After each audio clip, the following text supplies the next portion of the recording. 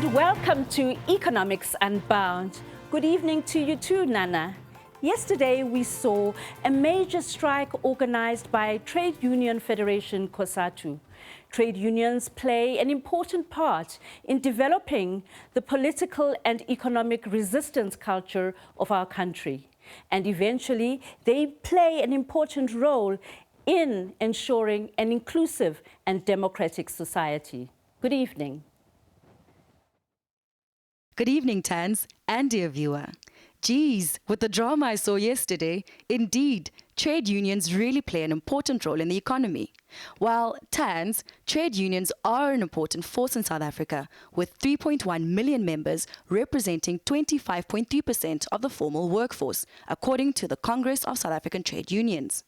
Cosatu is the largest of three major union centers, with a membership of 1.8 million, and is part of the tripartite alliance with the ruling African National Congress and the South African Communist Party. We saw yesterday that the Congress of South African Trade Unions reiterates its call for workers all across the country to stay at home in support of Cosatu's national socio-economic strike. According to Cosatu, unions are encouraging workers to exercise their right to challenge and contest the imbalanced economic system, and also targeting government, the private sector, employers and the law enforcement agencies of South Africa. Yesterday, thousands of workers across the country heeded the call by South Africa's biggest labour federations in a nationwide stay away. Cosatu, SAFTU, FEDUSA and NACTU joined forces to protest against job losses, gender-based violence and corruption. They have urged members to stay at home and not to go to work as part of the one-day strike. Cosatu and SAFTU have vowed the mass action and also brought the country to a standstill. The workers who were expected to take part in the action included teachers, health workers, public transport operators, and among others. They have planned to protest outside different institutions in the country's capital. Cosatu President Zingiswa Losi was expected to lead a motorcade to the Department of Employment and Labour in the city, while SAFTU leaders would form a human chain at the Union buildings. Cosatu General Secretary Begin Chalinchali said the federation was encouraging workers in the public sector and private sector to down tools and stay away from work for the day as part of expressing their discontent and the country's socio-economic trajectory. However, it remained to be seen whether workers would come out together given the overcast weather in the morning. The government has come under the fire from organized labor over its refusal to honor the 2018 multi-term 3-year wage increase agreement this year, which unions say in the sign that the ANC-led government was attempting to undermine collective bargaining. Cosatu and SAFTU accused that the government of pushing policies of austerity and privatization at the expense of the working class and also the poor, who remain the biggest victims of the socio-economic inequalities. A strike remains a primary tool of exercising power that workers have at their disposal. According to Cosatu, they believe they need to take a stand and push back against the flagrant theft of taxpayer funds and the disgraceful abandonment of the working class by policymakers and decision makers. The only way to undo this corrupt system is through disruption and non-cooperation and obstruction. Labour unions believe that they need to refuse to be fooled by empty commitments and public declarations, but demand action and effectiveness from leaders. Yes, Nana, that's exactly what Cosatu says. Well, according to the labour unions, workers need to unite in defending jobs, fighting corruption, as well as fighting the shortcomings of our law enforcement agencies.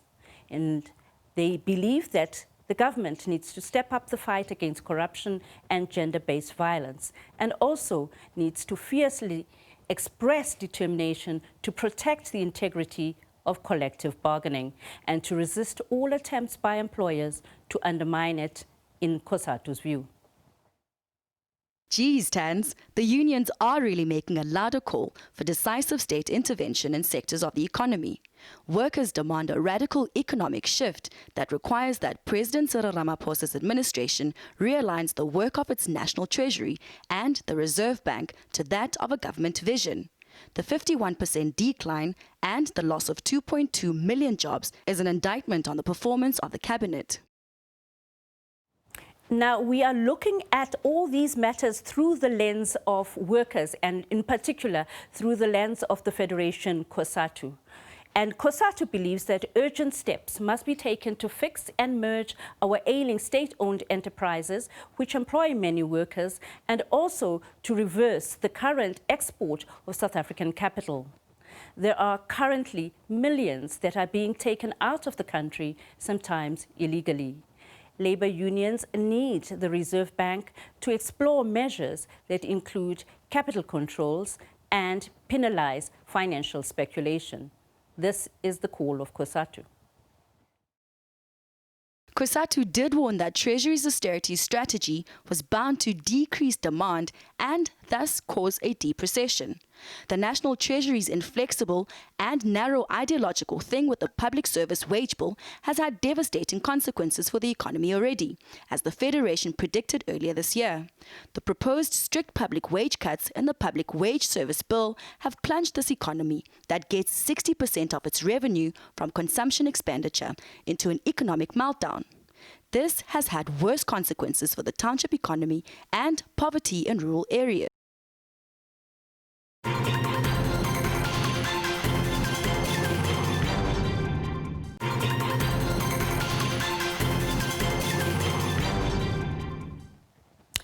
At odds with the government and in particular with Treasury over what Cosatu calls Treasury's austerity strategy, and Cosatu has called for a macroeconomic framework geared to address the basic needs of South Africa's people, transform the economy, strengthen the public service, and renew efforts to build a capable developmental state. Now, I am joined by Mbongeni Mutwa, who is a colleague of mine who covers the labor beat at the SABC. Good evening and welcome, Mbongeni. Good evening.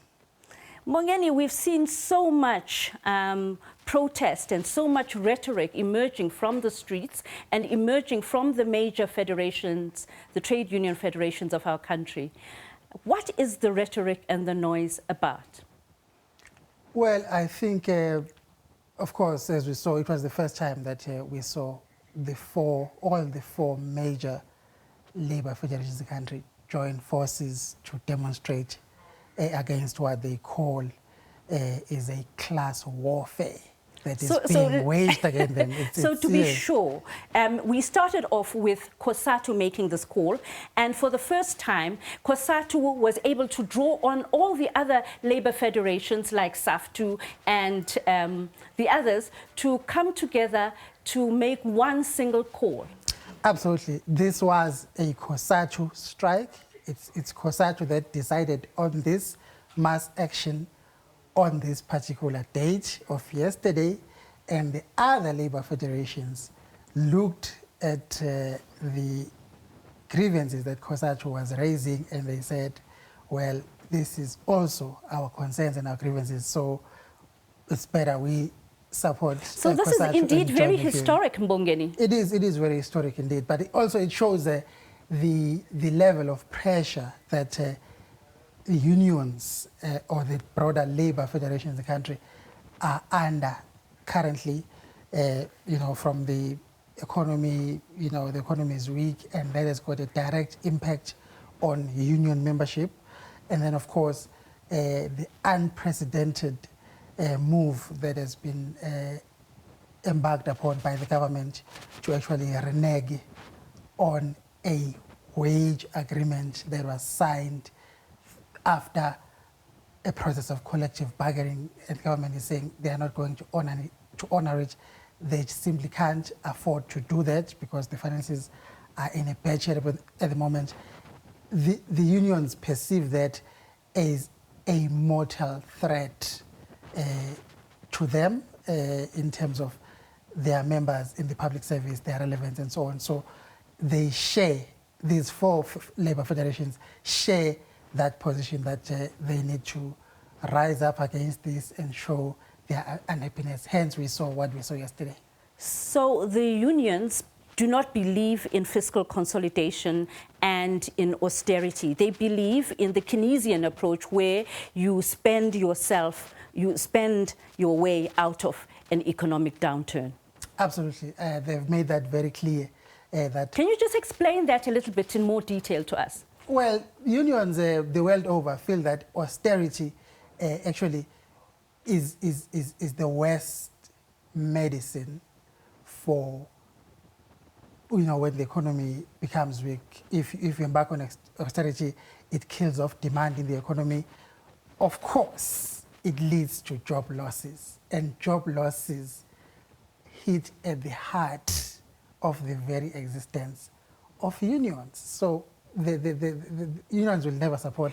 Now, the ability of these austerity. many unions of South Africa, maybe 4 big ones, to come together on a day like yesterday and in a show of force and painting the streets of our country red, is that an indication of the maturity of the trade union movement in our country? Well, Cosatu is happy with the turnout that we saw yesterday. It was massive. Well, maybe not so much if you compare to what Cosatu itself Bongeni, for a used to national state of disaster, to have so many workers out there on the streets of our countries, it certainly was a show of force. Not by Cosatu standards. That's what the problem lies. You're accustomed to the rolling mass action of the anti-gear marches. If you talk about a show of force, as far as Cosatu is concerned, I mean, you're talking about tens of thousands of workers on the streets. Yesterday, for instance, in Joburg, we saw around 5,000 workers on the streets. And these were not just Cosatu members. They were members of Cosatu, SAFTU, FEDUSA, and NACTU. That is far from a show of force. Of course, the fact that there were workers on the street, that was a success. Was the protest a failure? It was not a failure. It was a success. They managed to have members out on the streets, under the coronavirus pandemic, and to have hundreds of workers in the streets in all the major towns around the country.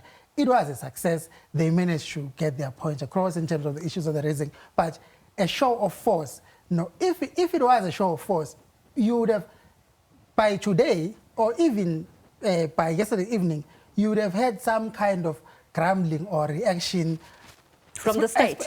From the state, and especially from business. When Cosatu made the threat on Monday and on Tuesday to say they were going to shut down the economy, that prompted a response from business. Unity South Africa expressing a concern to say that at the moment they are busy trying to revive the economy, and this is so you're going saying to be that their bark... But we haven't heard from Busa since yesterday. It's just been quiet. You're saying basically that their bark was bigger than the bite? Yes, typical, of course, of unions. Unions tend to use very robust language when they are complaining. But I'm not trying to downplay yesterday. It was a success. But a show of force, I wouldn't go so far as to call it. Now, that. you were there in the picket line. You were there in the doing stream of people. And what did you note, and what is significant? What is it that is important for South Africans to note about this moment? Of course, like we went out of our way to highlight yesterday, to have these kind of demonstrations in the midst of the coronavirus pandemic is just not an ideal situation from a pandemic perspective. Even Cosatu today had to concede that they were equally worried by what they saw, that there were workers who, of course, there was no social distancing. There was never going to be any social distancing, of course, which is the first problem, but that there were many workers that were spotted not bothering to put their masks on at all while marching. And I that can is a see concern. them in the pictures can behind see, you. There's plenty. So this is not good. The coronavirus is a serious virus. It's deadly, and you don't want to do anything that's going to exacerbate and spread the virus. But Cosatu says, well, since they had decided that they were not going to have marches because of the coronavirus, but they said that they couldn't pull that off because workers are used to being on the street But if they are thought for striking. the members of the working class in this country. They are 2 million down, and domestic incomes have been devastated. Per capita incomes are plunging. If you were in that condition, you would fear the hunger that looms for shore more than you would fear the coronavirus. In fact, many workers that we visited in their homes have told us this as we, as journalists, covered the coronavirus.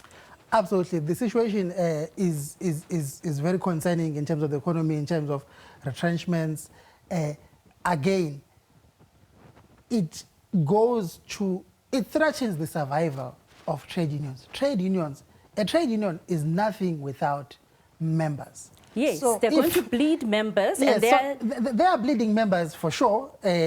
Hence, you see now they are more open to cooperation and unity more than they've ever been before. It's a sign that they are really under pressure in the that regard union as movement aside, let's just look at the fortunes of workers themselves.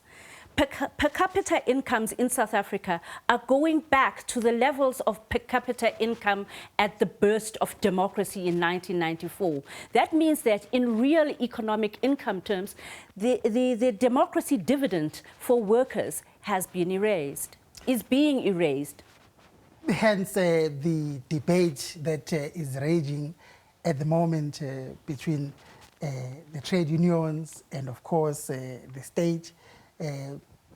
You're getting very strong rhetoric coming from the union side. SAF Chuzezimba 5 is saying that there needs to be a complete overhaul of the economic policies of this country because they are anti-worker and pro-business.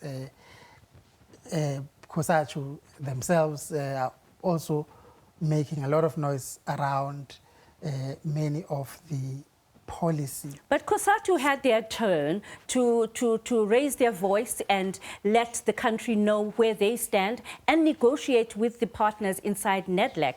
But we can't say the same for SAFTU, and SAFTU has taken action. Can you just tell us how SAFTU has taken action to ensure that their voice is heard in fora like Nedlac? Well, they marched to Nedlac, I think it was 2 weeks ago, to raise their concerns because they are saying they are being deliberately excluded and sidelined at Nedlac. They are saying government, Nedlac, and Cosatu, their former home. Their former home. They're saying they are colluding to exclude them. So they've submitted a memorandum. But Nedlac is saying that, well, we open to admitting them as a member or to participate as long as they meet the criteria. But that's what SAFTU is saying. What are the criteria? Well, the criteria that SAFTU is saying that on the eve of the establishment of SAFTU back in 2016, Nedlac suddenly changed the admission criteria and made it very stringent and onerous, and it demands of them things that it doesn't demand from Cosatu and the other unions. Is this membership numbers? Yeah, that they must produce audited membership numbers and audited financial statements. And they are saying that since they are a new federation and they were about to get formed in 2016, they are saying such demands are... It's too much. it's a bit too much for startup. But they are the main federation. industrial union or federation, because Cosatu now is predominantly public sector workers organized under them. The big public sector unions are Cosatu unions, and a lot of the industrial unions belong to SAFTU, not so? That's the case, yes, of course, since NUMSA was the biggest Cosatu union when VAVI and NUMSA were expelled. So a big chunk of the industrial base of Cosatu left with VAVI in 2016, and then you had FAO and others. Of course, even the point of emphasis, like if you look at Cosatu's memorandum of yesterday, they are more vocal on public sector issues than industrial issues. But is it wise, if you are instituting as the government and as Nedlac an economic recovery plan that's going to yank this economy out of its doldrums, is it wise to exclude the main industrial unions from the discussion about how to recover? Well, I think government will have to answer for themselves around that. So far, they haven't really expressed themselves about the composition of Nedlac as it stands, but clearly there is no unhappiness about SAFTU or anyone being left out if you look at how government is actually government has not always been so keen to participate in it, but under the current administration, I mean, the president himself personally participates in discussions at Nedlac on a regular basis, and the top ministers, of course, have to follow and go there, attend. That has not been the case all along. So government has not complained that, of course, you know, it would be better if there were other people in the room that are not here, as far as SAFTU is concerned. So we'll have to see how that whole debate pans out as time goes on. Mbongeni Mutwa, thank you for bringing us those reports from the picket lines and from the rolling mass action in our country. Thank you very much, Mbongeni Mutwa. And now let's take a brief break.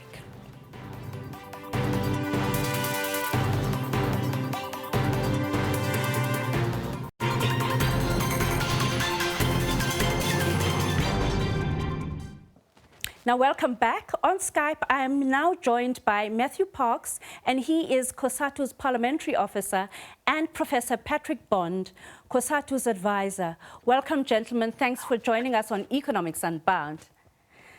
Thanks. It's great to be here, but I'm actually more connected to SAFTU, South African Federation of Trade Unions. Sorry, I was advisor to SAFTU. My apologies. Professor Bond, let's start with you. Why did you advise SAFTU to join up with Cosatu? Well, this is a great opportunity, isn't it, to see what had been a very distinct direction of two big chunks of the labor movement. Obviously, the biggest is the disorganized or unorganized workers who don't have union reps. But to find organized labor in the same spirit, which is to contest a great deal of what's going on in economic policy, and including, I'm sure Matthew will go into more detail, the government's reneging on its wage deal with the civil service, but also big macroeconomic policies are now up for grabs. And there's a very strong group in the Treasury and the Reserve Bank that have a standard neoliberal orientation. And this is a wonderful moment for an alternative that can come from working class interests.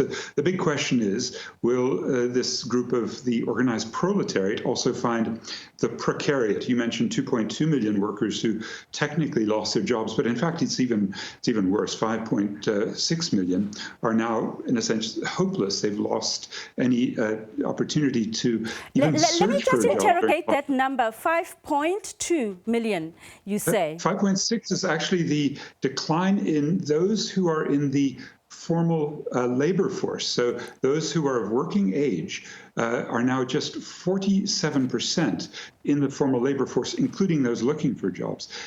In January, it was 60%. So we've lost, in a sense, 13% of the society has now basically said it's hopeless. We can't find any opportunity to even go look for a job. Now, hopefully that will change and those workers will come back and search for jobs, hopefully get them. But I think it's of utmost importance to have a major public works program to mop up this huge 13%. Well, that is what the president is anticipating to announce as part of the economic recovery plan.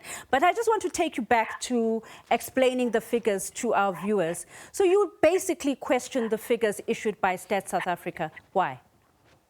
Well, yes, they've only begun to address the dilemma that if you're working and they count 1 hour a week as as working, you're actually a small fraction of the formal working class. As I say, we have about 60 million people, about 39 million in the country are of working age, and of those, only 47% present themselves to be potentially employed, whereas it was 60% back in January before COVID-19.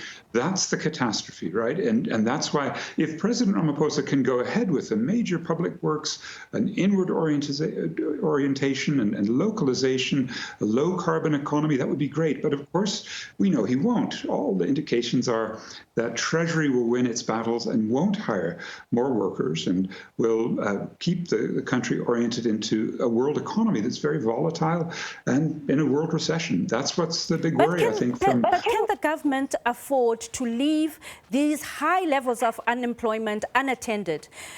How viable will our actual society be if we leave this unattended? It's an abnormal situation, whichever way you look at it. Oh, yes, and indeed, across the African continent, over the past decade, we've seen exactly these conditions of infuriated workers and poor people uprising against governments. Just a few weeks ago, it was in Mali. In the next few weeks, we'll see this in Guinea and Cote d'Ivoire. We saw it last year in Sudan and Algeria. And we go back to the North African uprisings of 2011 to see thousands of protests that occasionally can achieve a critical mass. And I think that would be one of the concerns for an African National Congress that has less and less legitimacy as an ordinary citizen looks at its top ranks and says, well, you're supposed to clean out the corruption, you're supposed to do something for workers and poor people during a catastrophe, and instead we're actually going to see this month probably the end of many of the benefits. I think there's a great deal of not just hunger, of desperation, of unemployment, inability to meet rental and mortgage bond payments, but a fury that a government that they had hoped in early 2018 would solve internal problems in the ruling party doesn't seem to be serious.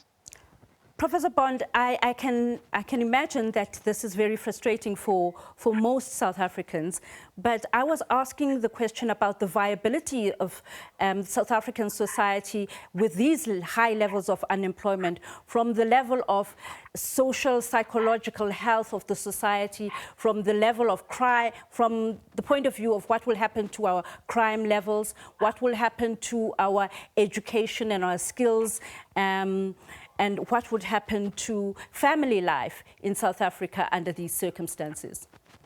Oh, I think that's exactly the right question. You know, Rosa Luxemburg, the great German, wrote that you'd have two routes, socialism or barbarism. Now, barbarism is the direction that many communities are feeling because of the lack of genuine government support and job opportunities. Capitalism sort of reaching a limit. We haven't even begun to talk about ecological crises associated with capitalism. Port Elizabeth running out of water, for example. And on the other side is what I think yesterday represented, which was a possibility of organized labor finding a common voice against the conditions of barbarism and now needing to go to the, let me call it, sort of social movements. The C19 People's Coalition is one example, pulling together a number of the social forces, community groups, youth, women, environmentalists. And I think that would be the United Democratic Front style of unity that hopefully what happened yesterday signals an opportunity now to proceed further with. Now, yesterday happened and business has not responded, nor has government. Now what next?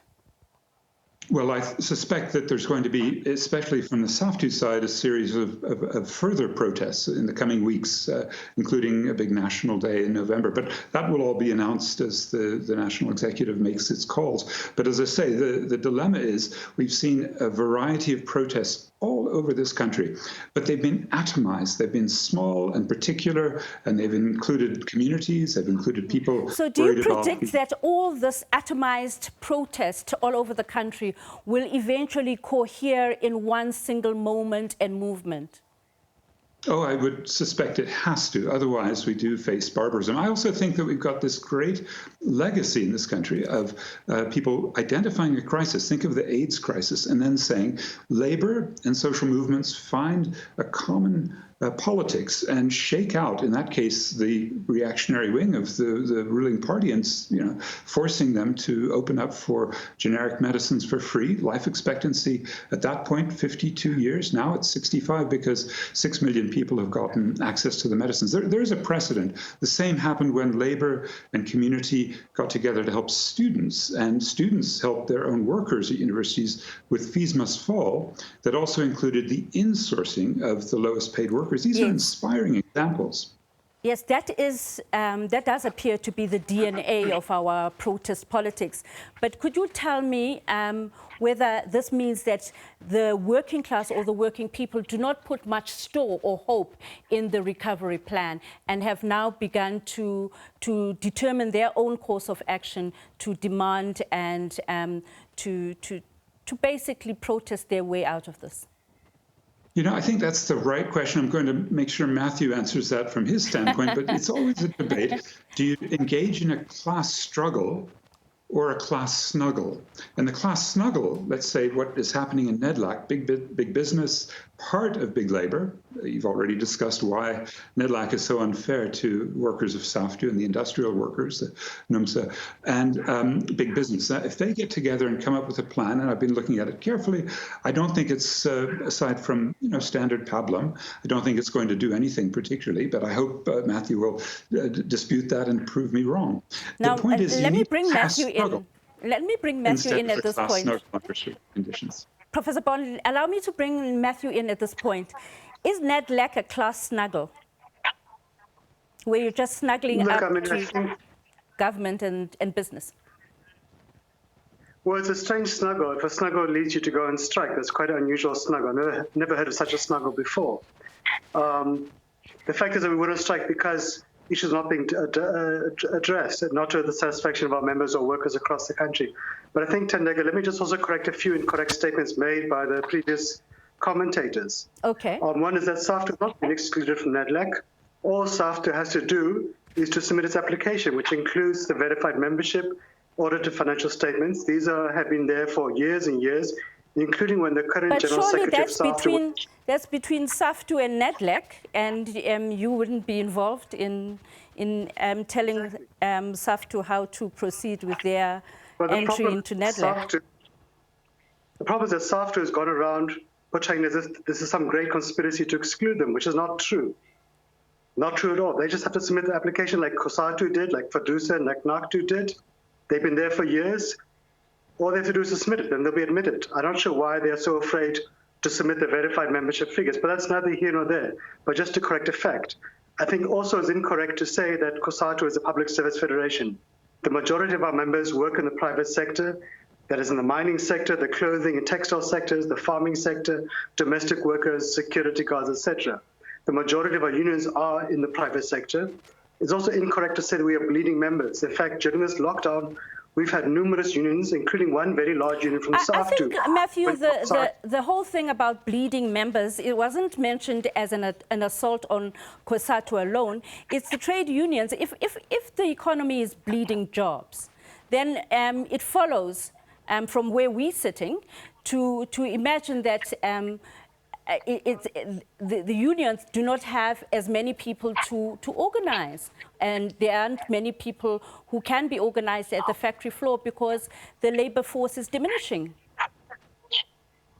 Yes and no. Yes, it's true that the workforce is shrinking, which is a national crisis. That's the sense in which it was meant in the discussion.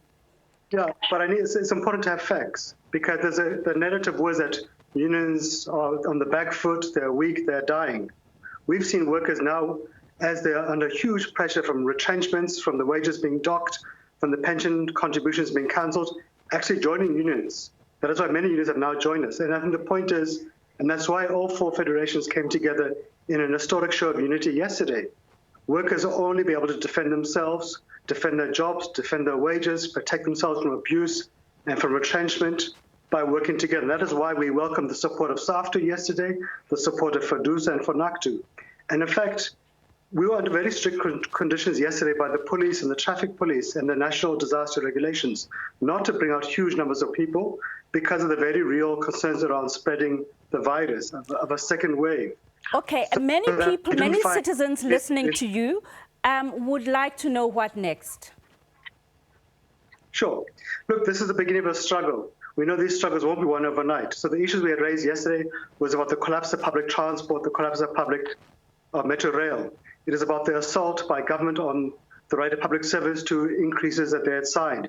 It is about defending collective bargaining, about fighting unemployment.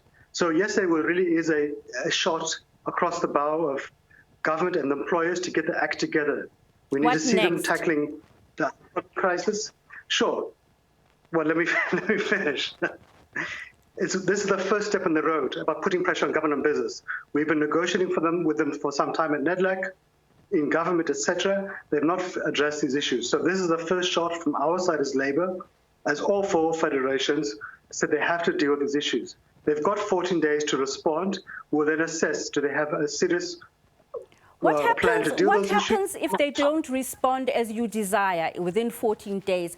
We're running out of time. That's why I'm jogging you along to begin to paint a picture of what is to follow for the general population and what can we anticipate from the unions combined acting on these issues that we all heard about very loudly yesterday.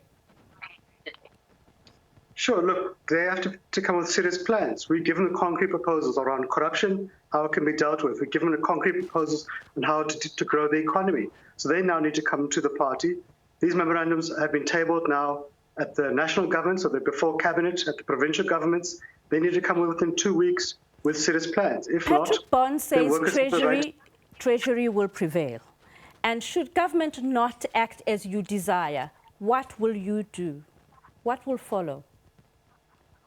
Sure, then we'll have to go back to our members and say, what is the next step? Do we go on strikes again? Do we wage further campaigns? Do we put pressure politically?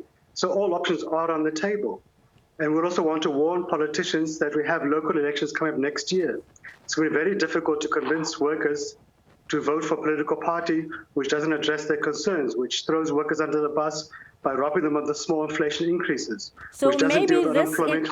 Going into this local government election, Cosatu, the partner to the ANC, may not campaign with them if they don't play ball. Every election, we review the mandate. Every time we go to Congress, we get a fresh mandate from workers. The workers will guide us what to do. But even if we say we're going to vote ANC, as we have always done, at the end of the day, when a worker goes to the ballot box, they need to be convinced that the ANC has taken their concerns seriously. And right now, most of our members feel the government has not taken our concerns seriously. It's going to be difficult to convince public servants, for example, that they must vote for the ANC when the ANC is robbing them of their wage increase. And when we saw media reports this week that Treasury wants to pose a 3-year freeze on public servants, it's going to be difficult to convince workers that government is serious about corruption when we don't see politicians going to jail. So the ball is in government's court. If it wants to get support from workers, it needs to act upon the issues. We cannot simply defend the indefensible. Thank you very much, Matthew Parks, for joining us this evening. We've learned a lot from that. Thank you very much, Professor Bond, for joining us. We've all run out of time. And on that note, let's go to a short break.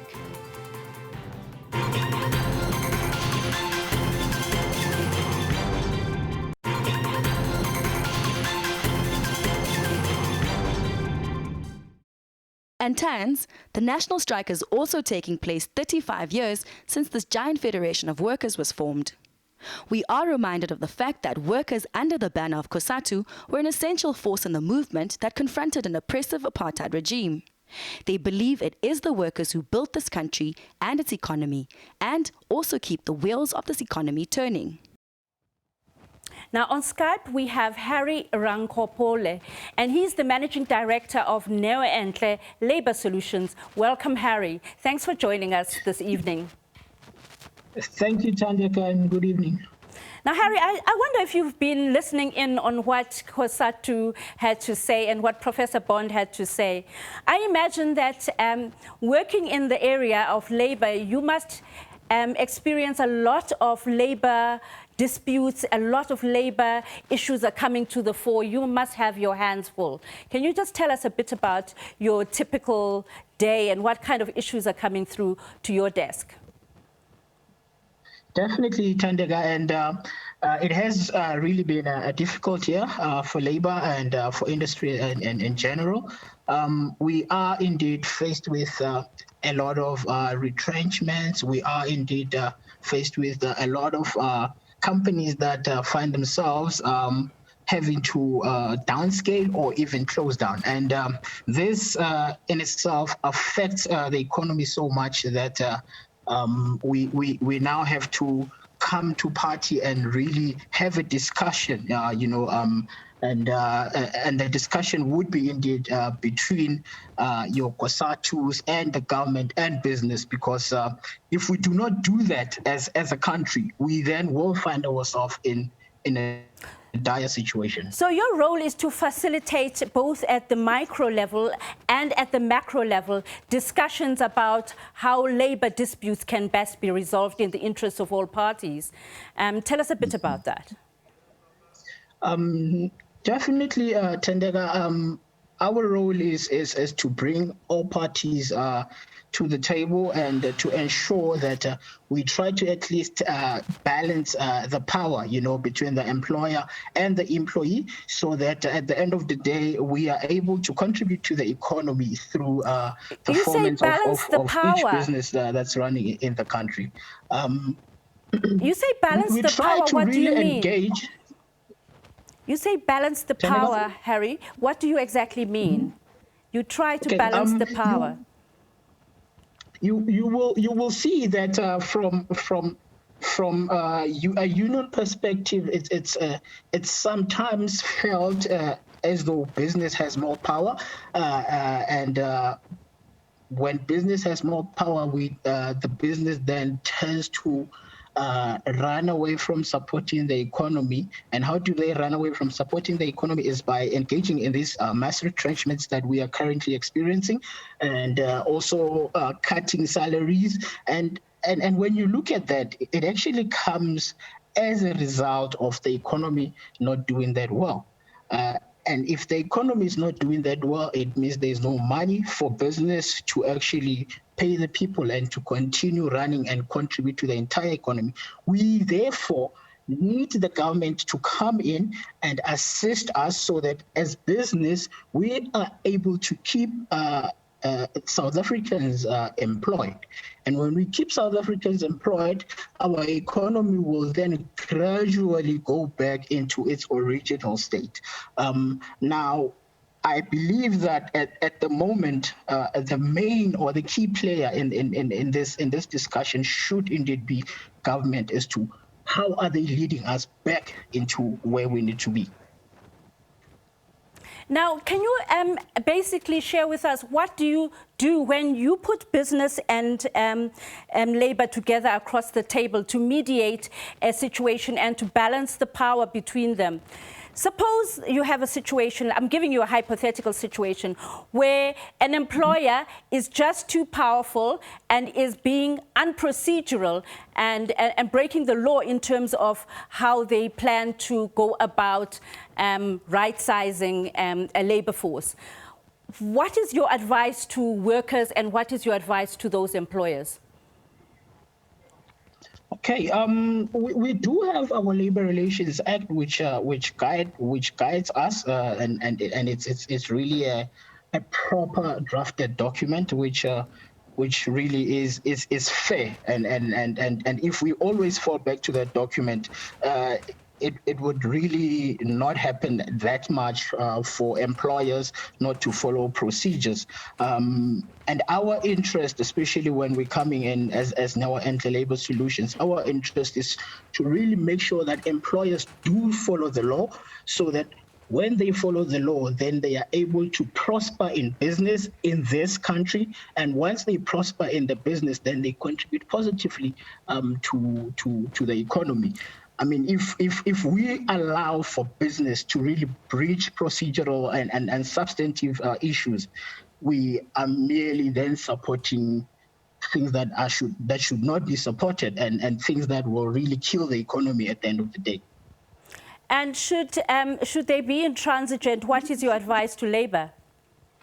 Pardon me, Tendega? When business is intransigent, what is your advice to labor? Our advice to labor then goes back to the same thing that Cosatu has done, and we really are in support of such actions whereby we need to show business sometimes, and we need to show the government that we want to be part of growing this economy, and we will have to take follow protest actions. We will have to use our collective power as labor to ensure that our cries are heard by the government and by business also.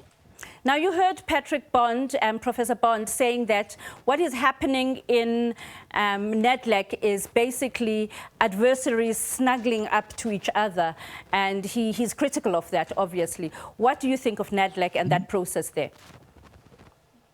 Look, I think Nedlac